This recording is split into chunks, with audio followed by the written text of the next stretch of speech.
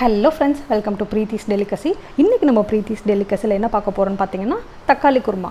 இந்த தக்காளி குருமா வந்து இட்லி, தோசை, இடியாப்பத்துக்கெல்லாம் ரொம்பவே ஒரு ஃபேண்டாஸ்டிக்கான காம்பினேஷனா இருக்கும். வாங்க இத நம்ம எப்படி செய்யறது அப்படிங்கறத பார்க்கலாம். வீடியோக்குள்ள போகிறதுக்கு முன்னாடி நீங்க நம்ம சேனலை ஃபர்ஸ்ட் டைம் பார்க்கறீங்கன்னா மறக்காம Subscribe பண்ணிடுங்க. இப்போ ஒரு குக்கர்ல 2 டேபிள்ஸ்பூன் அளவுக்கு எண்ணெய் சேர்த்துக்கலாம். எண்ணெய் கொஞ்சம் லைட்டா சூடானதும் அதுல ஒரு 2 கிராம்பு, ஒரு சின்ன துண்டு பட்டை, அப்புறமா ஒரு 1/4 டீஸ்பூன் அளவுக்கு சோம்பு சேர்த்து கொஞ்சம் நல்லா பொரிய விடுங்க. இப்போ இது கூட நம்ம வந்து வெங்காயத்தை சேர்த்துக்கலாம். நான் வந்து இன்னைக்கு ஒரு 2 பெரிய வெங்காயத்தை பொடிசா கட் பண்ணி இப்போ இதுக்குள்ளார சேர்த்துருக்கேன். இந்த வெங்காயத்தை கூட கொஞ்சமாக நம்ம உப்பு சேர்த்து நல்லா வதக்கி எடுத்துக்கலாம். இந்த வெங்காயம் வந்து நல்லா அந்த பிங்கிஷ் அந்த ப்ரௌன் ஷேட் வரணும். நல்லா செவந்து வந்தால் தான் இந்த குருமாவோட டேஸ்ட் ரொம்ப நல்லாயிருக்கும். வெங்காயம் கொஞ்சம் நல்லா வதங்கினதுக்கப்புறமா இப்போ இதில் 1 டீஸ்பூன் அளவுக்கு இஞ்சி பூண்டு விழுது சேர்த்துக்கங்க.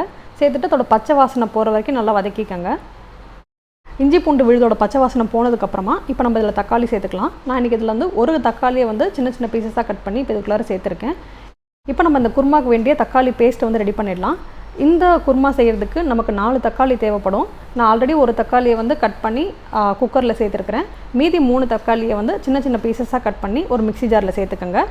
இது கூடவே ஒரு 1/4 டீஸ்பூன் அளவுக்கு மஞ்சள் தூள் சேர்த்துக்கங்க.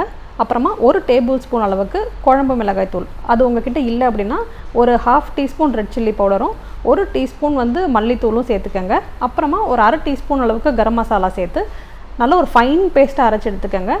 நம்ம அரைச்சி வச்சுருக்க தக்காளி பேஸ்ட்டை வந்து நம்ம இப்போ இந்த குக்கரில் சேர்த்துடலாம். சேர்த்துட்டு அந்த பச்சை வாசனை எல்லாம் போகிற வரைக்கும் கொஞ்சம் நல்லா வதக்கி விட்டுக்கங்க. அடுப்பை மீடியம் ஃப்ளேமில் வச்சுட்டு நீங்கள் அப்பப்போ நடுவில் வந்து கிளறி கொடுத்துட்டே இருங்க, இல்லாட்டா அடி பிடிச்சிடும். இந்த மாதிரி நீங்கள் தக்காளி குருமாலாம் செய்கிறீங்க அப்படின்னா முடிஞ்ச அளவுக்கு நீங்கள் நாட்டு தக்காளி யூஸ் பண்ணுங்கள். அப்போ தான் குருமாவோட டேஸ்ட் ரொம்ப சூப்பராக இருக்கும்.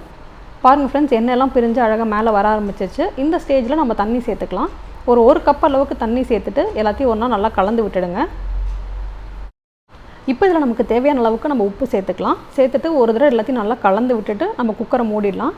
குக்கரை மூடிட்டு வெயிட் போட்டு மீடியம் ஃப்ளேமில் 2 விசில் விட்டு எடுத்துக்கங்க, போதும்.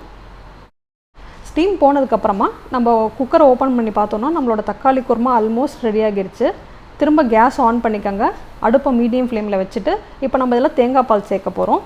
தேங்காய் பால் அரைக்கிறதுக்கு ஒரு 1/4 கப் அளவுக்கு தேங்காய் எடுத்துக்கோங்க. ஒரு 1/2 டீஸ்பூன் கசகசா, அப்புறமா கொஞ்சமாக தண்ணி சேர்த்து நல்ல ஒரு திக்கான தேங்காய் பால் வந்து ரெடி பண்ணி எடுத்துக்கோங்க. இப்போ நம்ம ரெடி பண்ணி வச்சுருக்க தேங்காய் பாலை வந்து இப்போ இதுக்குள்ளார சேர்த்துடலாம். சேர்த்துட்டு ஒரு தடவை நல்லா கலந்து விட்டுக்கோங்க. தேங்காய் பால் சேர்த்ததுக்கப்புறமா நீங்கள் நிறைய நேரம் கொதிக்க வைக்கக்கூடாது. ஒரு 2 நிமிஷம் கொதிச்சா போதும். நிறைய பேர் பார்த்தீங்கன்னா அதில் தேங்காய் பேஸ்ட் அப்படியே ஆட் பண்ணுவாங்க. நீங்கள் அந்த மாதிரி செய்கிறதுக்கு பதிலாக தேங்காய் பால் ஆட் பண்ணும்போது இந்த குருமாவோட டேஸ்ட் வந்து ரொம்ப சூப்பராக இருக்கும். அவ்வளோதான் ஃப்ரெண்ட்ஸ், நம்மளோட தக்காளி குருமா ரொம்பவே சூப்பராக ரெடி ஆகிடுச்சு. கடைசியாக கொத்தமல்லி தழை தூவிட்டு நம்ம கேஸ் ஆஃப் பண்ணிடலாம். பார்க்குறதுக்கு ரொம்பவே கலர்ஃபுல்லான டேஸ்டியான தக்காளி குருமா ரொம்பவே சூப்பராக ரெடி ஆகிடுச்சு. இது செய்கிறது ரொம்பவே ஈஸி ஃப்ரெண்ட்ஸ். நீங்கள் ஒரு 10 to 15 மினிட்ஸில் குயிக்காக செஞ்சிடலாம். இதோட டேஸ்ட் பார்த்திங்கன்னா அவ்வளோ சூப்பராக இருக்கும். இட்லி, தோசை, இடியாப்பத்துக்கு ரொம்பவே ஒரு ஃபேண்டாஸ்டிக்கான காம்பினேஷனாக இருக்கும். கண்டிப்பாக ட்ரை பண்ணி பார்த்துட்டு எப்படி இருந்துச்சுன்னு மறக்காமல் எனக்கு கமெண்ட் பாக்ஸில் சொல்லுங்கள். தேங்க்யூ ஃபார் வாட்சிங் த வீடியோ. என்னோட ரெசிபிஸ் உங்களுக்கு பிடிச்சிருந்ததுன்னா மறக்காமல் சப்ஸ்கிரைப் பண்ணிவிடுங்க.